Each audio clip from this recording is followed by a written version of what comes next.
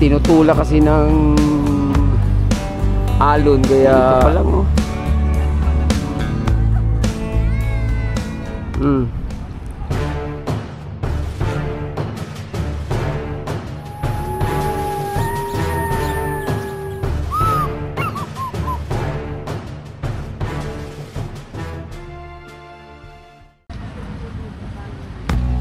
Hello guys, good morning. Ayan, nandito tayo ulit sa ating Dolomite Beach, no? Para maghatid ng panibagong update pagkatapos ng bagyong Christine. At kasalukuyang may bagyo ata sa may Batanes. Ayan, so check natin, update natin kung anong ganap ngayon dito, no? Mukhang nanggaling naman to sa pagbubuldos o yung para lumambot ulit yung buhangin dito, no? Ito yung ating Dolomite Stone, mga bayan.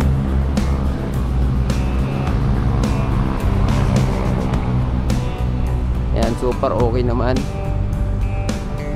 Kaya lang, yun nga lang yung ano, no, yung buhangin, mga bayan.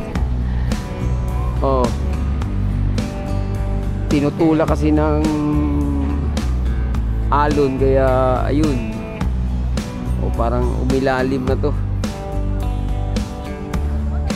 Ito pa mga foreigner dito, mga bayan, no?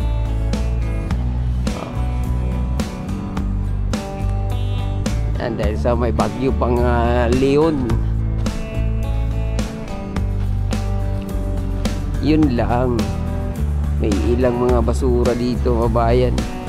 Ay wala, masama ang panahon natin ng mga ilang araw na eh. Tuwing hapon nga, mga bayan, lakas ng hangin eh, at naulan. Pero ganoon pa man, kahit pa paano, mga bayan, malinis at namintina ng maayos ng mga taga MMDA rito. Tingnan natin yung tubig kung malinaw ba. Medyo ano ngayon, low tide. Mayroon pa tayong isang nag-comment sa ating previous na update. Bakit daw mini-maintenance to? Sayang yung taxpayers money.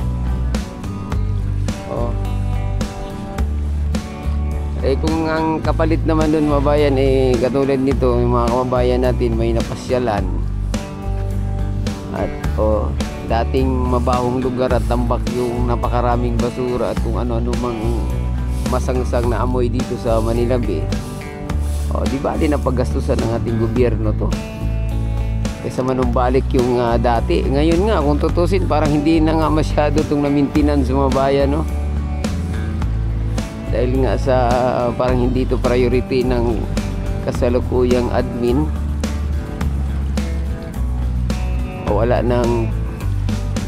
nang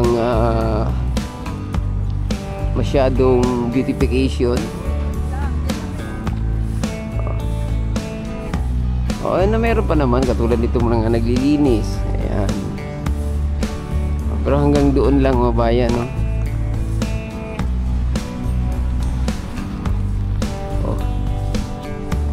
Kahit pa paano kasi mayroong napasyalan yung mga kababayan natin. Yun lang yung kailan kaya matuto yung ating mga kababayan di magtapo ng basura para hindi naman maging ganito lagi yung ating Dolomite Beach tuwing may bagyo. Pakaraming basura na plastic. Ayan, no? Grabe. Number 1 talaga, nasa 80% mga bayan yung basura na ano dito mga plastic, no?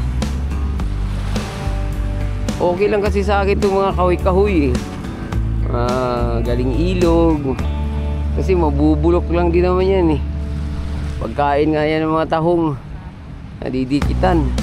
Itong plastic ang hindi talaga maganda, styro plastic, diba? Di maano.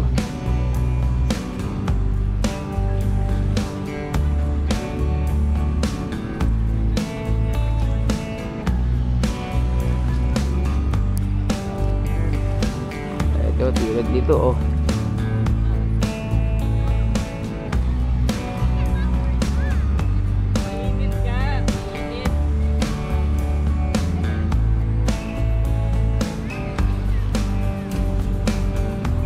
Oh.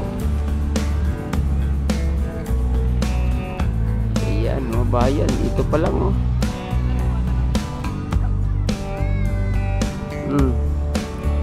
Puro basura yung nandito.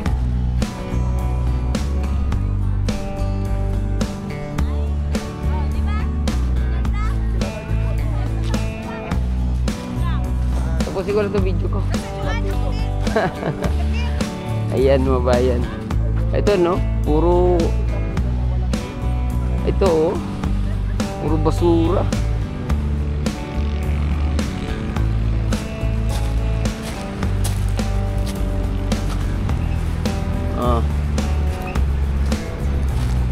Lakas siguro ng alon talaga ng mga nakaraang araw bayan. Hindi kasi tayo nakakagawi rito eh. Pagod na sa trabaho. Oh.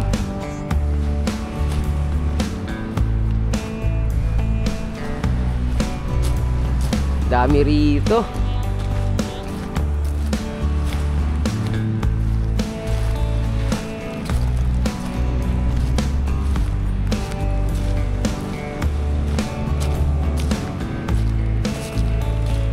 Oh, grabe.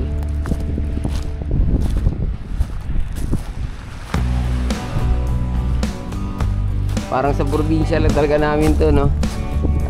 Pag ganitong hindi maganda yung panahon, yung mga gravel parang nag-uumpukan dito sa bandang itaas. Kaya ganito.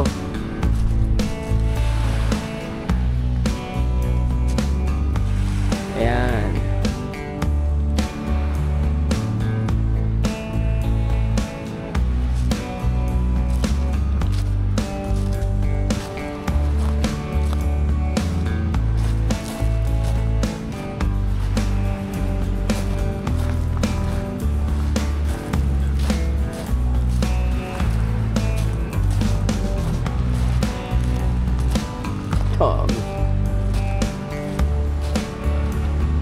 Oh, kita nyo naman yung mga footprints ng mga kababayan natin dito. Ibig sabihin mga bayan, malambot yung buhangin. Baka pag ginalkal natin to, may ano no, yung agukoy. Agukoy tawag sa amin eh. Parang crabs.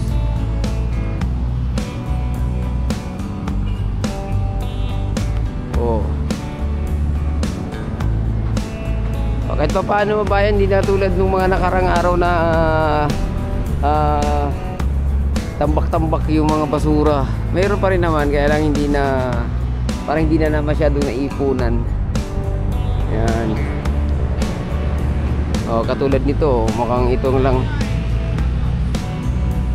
Oh, lambot dito oh.